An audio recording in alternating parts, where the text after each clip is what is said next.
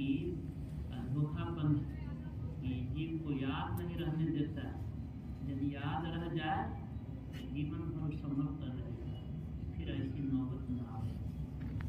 बोले जाता है, तुलसी साहब कहते हैं कि तुलसी मृत्यु के समय पीरा हो तब अपार, बिच्छू 1000 जो डंक लगे।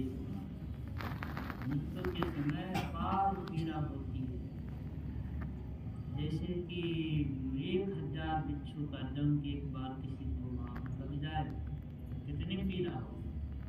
एक बिच्छू का डंक से तो लोग खिलखिला जाते हैं, कितने बेहोश हो जाते हैं, और 1000 बिच्छू एक साथ में। उस स्थिति में भगवान का याद होगी, भगवान का नाम याद आएगा नहीं। पहले से जो अभ्यस्त है उसको तो मृत्यु के समय और जन्म के समय भी उसी तरह से बहुत महान पीड़ा। गुरु महाराज कहते हैं कि आवागमन सम दुख दोजा है नहीं जग में कोई, इसके निवारण के लिए तो भक्ति करनी चाहिए। जन्मना और मरना जो है इसके समान कोई दुख नहीं है। हम लोगों को जीवन काल में जो दुख है वो समझते हैं कि यही बहुत बड़ा दुख है, बहुत भारी दुख में हम पड़े हुए हैं। लेकिन गुरु महाराज कहते हैं कि ना, ये सब दुख गिनती में नहीं है। दुख तो जन्म के समय और मृत्यु के समय जो दुख होता है वह दुख है।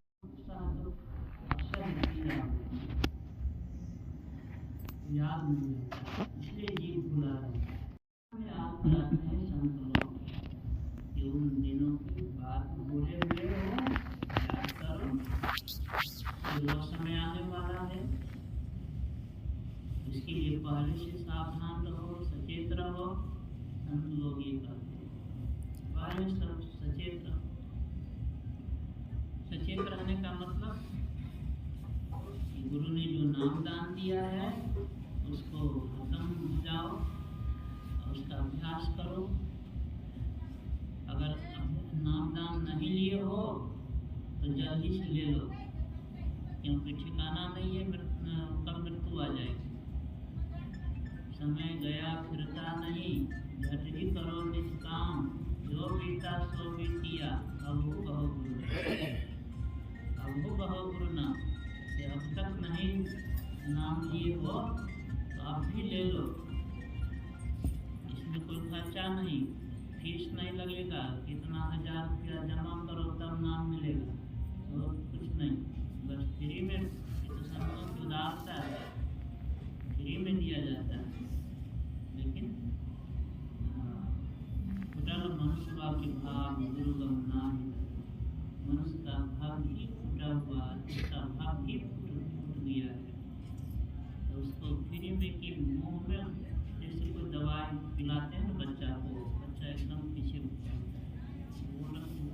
वो भी देता है, माने अंदर नहीं जाना दवाई जब तक अंदर नहीं जाएगी तब तक उसको फायदा करेगी। जबरदस्ती लोग उसको मुँह में दवाई देते हैं कि किसी तरह से पेट में चला जाए। तो संत लोग तो ऐसा करते हैं कि लोगों को एकदम अपने गरज से नाम बांटते हैं। लेकिन भगवान राम प्रजा को बुलाकर कहते हैं कि भवसागर नदी समाज सुपाय, सोकृत निंदक मंदमती आत्म गति जा। जो मनुष्य का शरीर पाकर और सारे सात समाज परमात्मा ने दे दिया है उसके साथ, इतना सब सुविधा के रहते हुए भी अगर वह भवसागर से तरने का प्रयास नहीं करता, भवसागर को नहीं करता है, जन्म मरण के चक्कर को नहीं मिटा सकता है या नहीं मिटाने का नहीं प्रयास कर रहा है, तो कहते आत्महत्या, वो आत्महत्या की गति में चला जाता है। सारे सात समाज क्या है? मनुष्य का शरीर नाव, परमात्मा की कृपा अनुकूल वायु, सदगुरु परमधार यही साथ समाज। मनुष्य का शरीर तो है ही सबको, सब मतलब संसार में जितने मनुष्य शरीरधारी सबके लिए बात मनुष्य शरीर है ही, और ईश्वर की कृपा भी है ही है। ईश्वर कृपा के बगैर तो कुछ हो ही नहीं सकता है। अगर कोई कहता है कि ईश्वर की कृपा नहीं है तो नास्तिक है। उन्हीं की कृपा से हम सांस ले पा रहे हैं, चल बुल रहे हैं, है ना। सारी व्यवस्था उन्हीं की ओर से है।